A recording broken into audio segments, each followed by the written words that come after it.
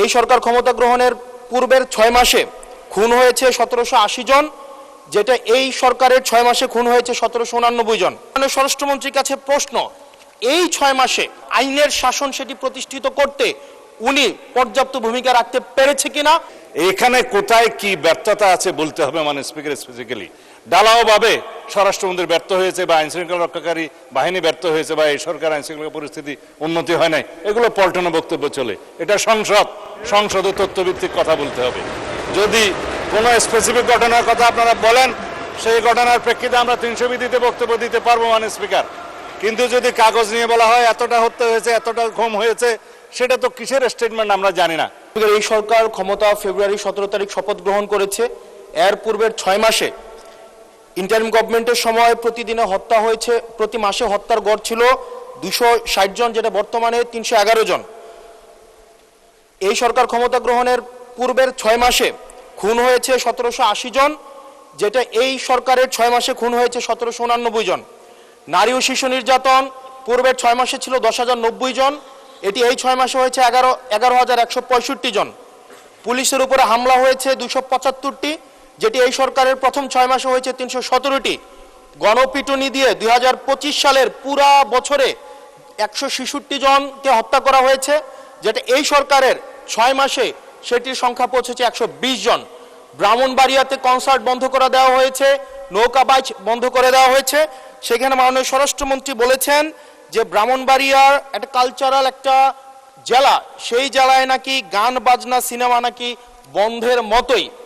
আজকে আপনার মাধ্যমে মাননীয় স্বরাষ্ট্রমন্ত্রীর কাছে প্রশ্ন, এই 6 মাসে মাননীয় স্বরাষ্ট্রমন্ত্রী কি law and order situation restore করতে পেরেছে কিনা এবং আইনের শাসন সেটি প্রতিষ্ঠিত করতে উনি পর্যাপ্ত ভূমিকা রাখতে পেরেছে কিনা, নাকি উনি ব্যর্থতায় পর্যবেসিত হয়েছে? মাননীয় স্পিকার। মাননীয় স্বরাষ্ট্রমন্ত্রী। ধন্যবাদ মাননীয় স্পিকার। এটা প্রশ্ন হলো না পল্টনের বক্তৃতা হলো বুঝতে পারিনি। আইন শৃঙ্খলা পরিস্থিতির উন্নয়নে 6 মাসে স্বরাষ্ট্রমন্ত্রী সফল হয়েছে কিনা এটা একটা প্রশ্ন। তারপরে ব্রাহ্মণবাড়িয়া জেলায় সিনেমা হল কেন নাই সেটা আরেকটা প্রশ্ন। কোন খাতে কত হত্যা হয়েছে, জখম হয়েছে ইত্যাদি যে ডাটা দিলেন, সেই ডাটাটা কিসের ভিত্তিতে দিলেন, কি পরিসংখ্যানের ভিত্তিতে দিলেন, সে স্ট্যাটিস্টিক্স বড়টা কি আমি জানি না।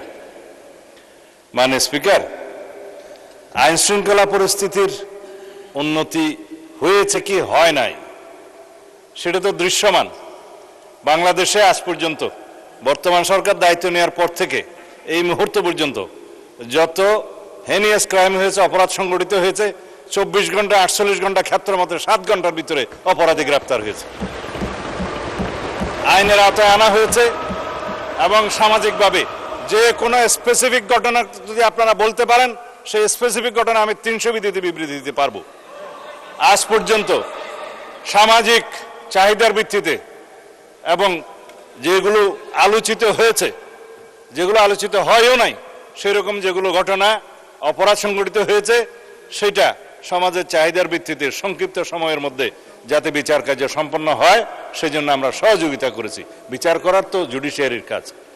এইভাবে রামিসা থেকে শুরু করে রংপুরের ইদানিং 4টা যে হত্যা হলো সেই পর্যন্ত সমস্ত কিছু দ্রুততম সময়ের মধ্যে এই পুলিশ বাহিনী, আইন শৃঙ্খলা রক্ষাকারী বাহিনী গ্রেফতার করতে সক্ষম হয়েছে এবং আইনের আওতায় নিয়ে এসছে।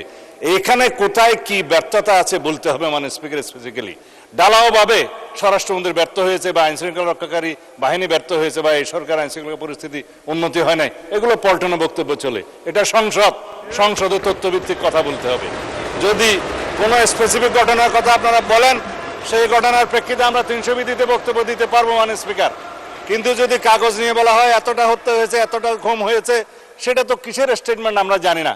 আমরা গতবারও সংসদে আমরা 300 বিধিতে বক্তব্য দিয়েছি, স্টেটমেন্ট দিয়েছি এবং সংসদের জেনারেল আলোচনার মধ্যেও বলেছি, ডাটা দিয়েছি। তার মধ্যে আমরা প্রত্যেকটা পরিসংখ্যান করে প্রত্যেকটা অপরাধ ভিত্তিক চিত্র আমরা তুলে ধরেছিলাম।